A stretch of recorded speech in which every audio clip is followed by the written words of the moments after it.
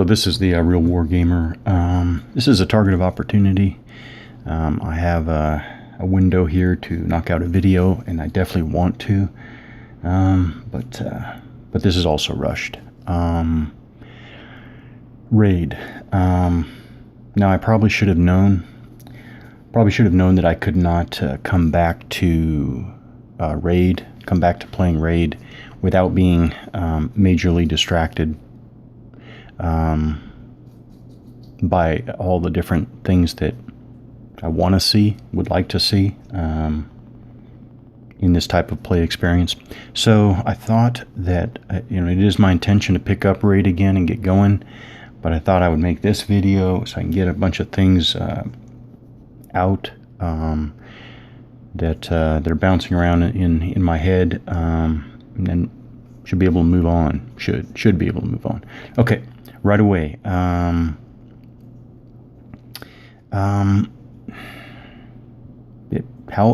There really is no other way to put it. What does one want to see in a game like this? I still call this small unit combat action. What does one want to see? I know what I was going to say. Yes, there is going to be a lot of re-articulating stuff that I worked through with the experimental troops in contact design idea. That's about it. That's probably as best as I can put it. Wouldn't want to put it any more. I wouldn't want to suggest anything more than that. It was just a rough design idea, but on the one hand, I would say it was just a rough design idea. Was certainly unfinished and everything, but I certainly was surprised at how much came together. I was surprised at actually I was surprised at the progress I was able to make when, I'm not sure. It would be nice if I could recreate the mental frame that I was in at that time, but basically I was a mental frame where I wanted to know. I was extremely anxious to know, could one do it? Could one just sit down and say, hey, I'm going to start moving these pieces, and I'm going to decide as I go how I think and how I would like things to be. And that's what just kept going, and a lot of things kept falling into place. A lot of things fell into place. As a matter of fact, I guess as an update, I generated a ton of draft and kind of playtest tables and everything, hammered out a bunch of base formulas that I was satisfied with. And then at the time that I suspended that was basically when I realized, wow, when I am ready to pick it up again, it's going to be a major reworking, not full-fledged changes at all, but it's going to be a major reworking in that I'm going to start back at the beginning and kind of implement a coherent system. This has to do with just all the tables, which primarily has to do with firepower, different weapon systems, firepower, combat effects, obviously. Okay, so it was just a realization of, I kind of I charged ahead. I covered a lot of ground that I didn't think I would, and then it was like I realized, to tie everything together with those things, was going to require, to do it how I wanted to do it, which is always the clincher, always the clincher. But I'll say it anyways. To do it the way I wanted to, I had to set aside a lot of time to go through and do just legwork to make everything, to start over with, because as one can imagine, charging through and kind of going through, it is kind of trial and error, but it's a bit more structured than just trial and error. But through experimentation, the the formulas and the basic design ideas changed from beginning to end, and so it was kind of like a makeshift house. Surprised that it was a standing structure at the end, but it didn't look pretty, and was not a truly coherent whole. Okay, so jump gears back to where I started here. I started playing Raid, and I was immediately recalling what I'm looking for here. So start moving the units, and I'm like, yeah, I remember first thing, because I started to move. It's just kind of funny, actually. I moved my first stack, and then I'm thinking, okay, I'm going to go to ground, exactly like I do in Squad Battles, the computer game series. And I'm like, oh, there's no going to ground. As a matter of fact, there are no different postures, the voluntary postures. So I'm like, wow, that's the term that I like to use is a gross approximation between what's happening here on the ground. So instead of the I'm going to try not to touch anything that's in progress here, but instead of this fire team, which, by the way, of course, Raid has a 4-man fire team, and if it takes one hit, which is one soldier casualty, you put a 1 under it, so you have a hit marker or a casualty marker. So this unit is now 3 effective soldiers, and then you go to 2 hits, etc. That's that way. Now I know from I won't reference other games, but I have decided I definitely like the flip of that. So I'll take the 1 soldier. So this is the 1 soldier, and the 4-man fire team. This is a rifleman. Is +3, so it's 1 + 3 or 4. This is how I want to do the 4-man fire team. So it's positive. It's positive mass, not negative mass. Nothing technical about those terms. And with this way, then I can move, and the unit can spend time. The unit can spend time to go to ground, and that's what I want, right? So now I have my my up posture and my on ground or down posture. Easy flip of the counter, and I have that. So that is a must. So I could even play Raid just that. I mean, I could play Raid right now like this. That doesn't change, and that doesn't change anything. This doesn't change anything. This is just a different way of representing the same unit. Now I add a down posture, and I was thinking, again, to use the Raid example, which this is just for sake of argument. This is just free-flowing review thinking. With the Raid combat system, which I'm actually not a big fan of, but you could, for down posture, first of all, you could just have the combat results if the unit is down. So if you fire a light machine gun into clear, and you roll a 3, you cause 2 casualties if it's up, 1 casualty if it's down.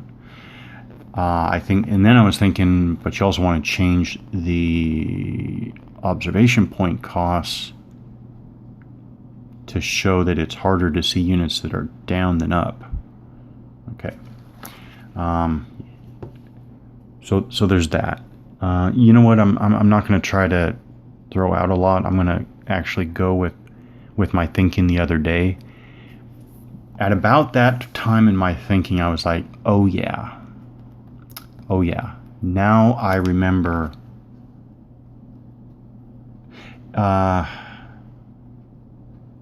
Too much precision. Too much precision. Not looking for too much precision. Precision. Too much.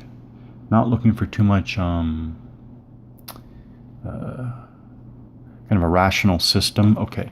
What do I mean by that? When I moved this unit up here before, when I was actually playing Raid last time, I moved up here, and I thought I wanted to stop there, but then I thought to myself, okay, I want to stay within within eyesight of. I want this squad to stay within eyesight of this one, and then I was thinking, in Raid, it's probably, if the line of sight goes on the edge of the elevation change there, the contour. I didn't know and I didn't check, but I was like, oh, there's a possibility that in Raid that's blocked, right? We have all these war games, does line of sight along a hex side that otherwise has blocking terrain on one side. Some games it blocks, and some games it doesn't block. So, but I thought that there was a chance that it would block, so I addressed that by simply moving one more hex.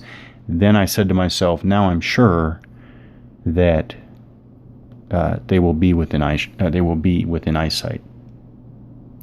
But that got me thinking. Yeah, that's the precision that I don't care for. In other words, the squad moved up here like this, right? And you as a player, when you know the rules, you know what? I'll see if I can find this quickly.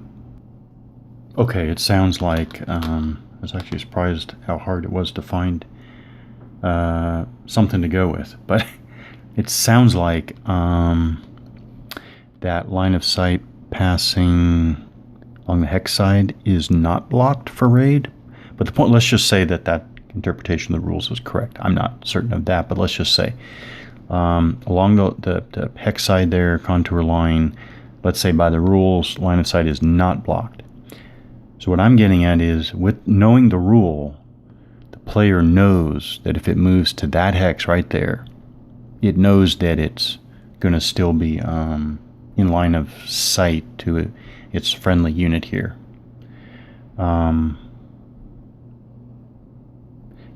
It's obvious that if it moves there, it's not going to be in line of sight, but you also know that for sure. But these ones, so I don't think the player should know that. I don't think the player should know that. I think it needs to be dealt with differently. Yeah, some way. Some way. It's not going to be clean, elegant, or simple, but that's not what I'm interested in. Players should not know for certain, X or Y condition in this this distant location on the ground. Okay, so there's that, and then that's just one example, and then we go from there. All of the certainties. Now, the certainties. I'll put those in quotes because they're not technically certainties. They are like certainties. Anyways,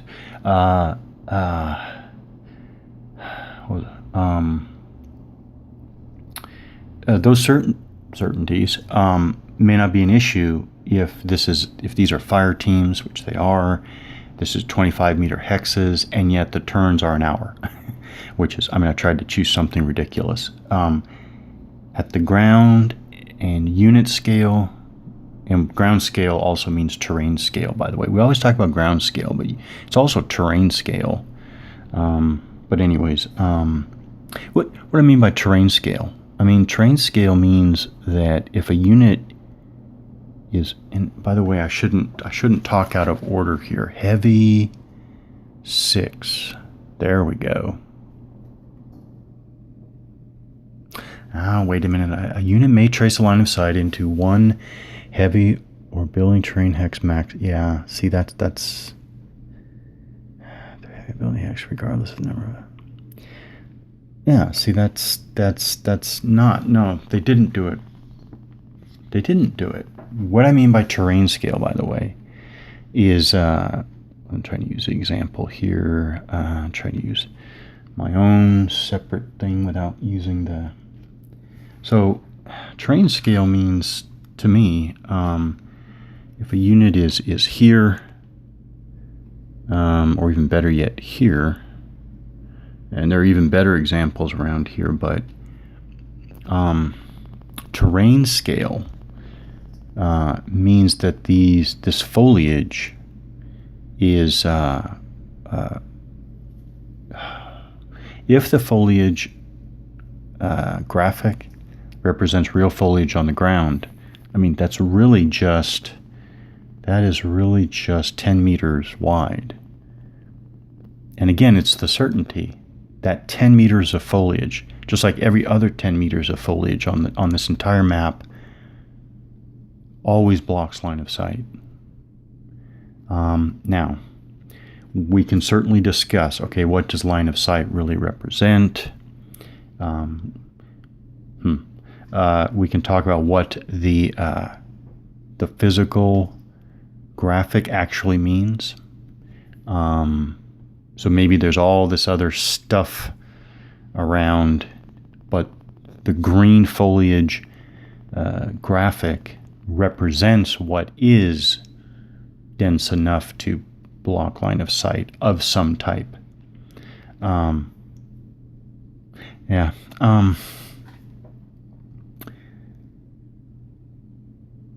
I'd rather have something else. Okay. But just for sake of argument. And then movement. Okay, the gross approximation, another example. In RAID, these are 2-minute turns. That's what I said the other day, right? Yeah, 2 minutes of real time.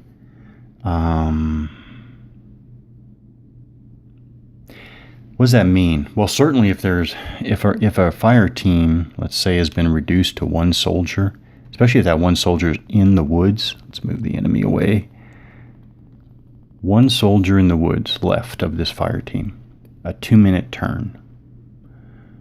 Unless that one soldier is really looking around and trying to pay attention to what's going on, if that one soldier is doing pretty much anything else, any other important task, it is correspondingly less aware of what's going on around. And a fire team of 4, okay, you might say they can have better situational awareness, but at a 2-minute turn, it's still not, in other words, it's still not, there is nothing perfect, of course, but again, I think it comes back to gross approximation, which I'm not, again, I keep saying this, I'm not a fan of the gross. I understand approximation. I don't want a lot of gross approximation. It's not interesting. At this scale and scope, it's not interesting. It's perfectly fine to have gross approximation if these are battalions, brigades, or divisions. But at this scale and scope, gross approximation just isn't interesting. So anyways, that's the thing. Thinking about 2-minute turns, how much awareness can, a team of some sort really have? The point is, at a fire team level, at 2-minute turns, really the unit is doing one thing at a time. And so if it's doing one thing, it's not effectively doing anything else, effectively speaking. It's not to say for the whole turn. That's not what I mean. If you want to break the turn down into increments, but for each increment, the unit is only doing one thing. Yeah. And then we get to probably the big thing, and I thought about this, and I imagine most raid scenarios are meant to be small in scope, and so I was thinking, which is great because that makes it especially practical to alternate between unit stacks, which is great, but it also means that and I was thinking about this. I was also thinking about, like, let's grab some more. So I was also thinking about, if there's an enemy here, and let's say here and here, like that, and in that wood line, then you got the green unit, let's say, so you can see everybody. Oh, can't see everybody. All right, so he's here.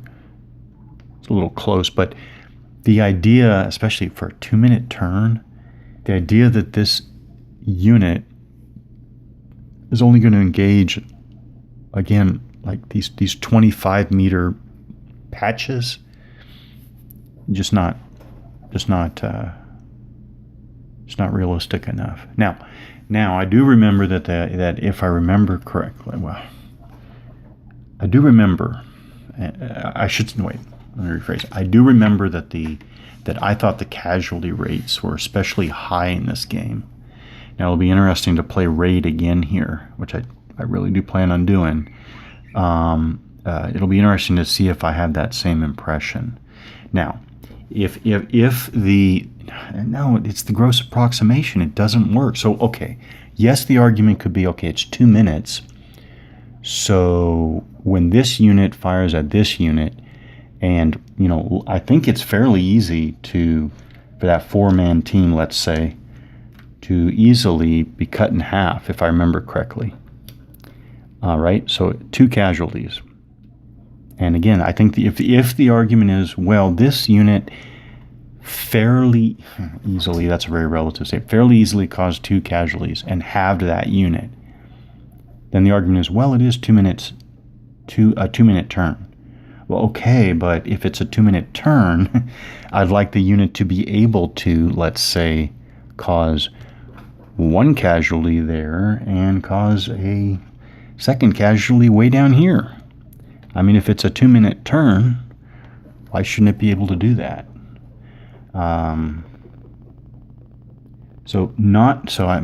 Maybe I'll just leave it here for now. Not gross approximation, but detailed options.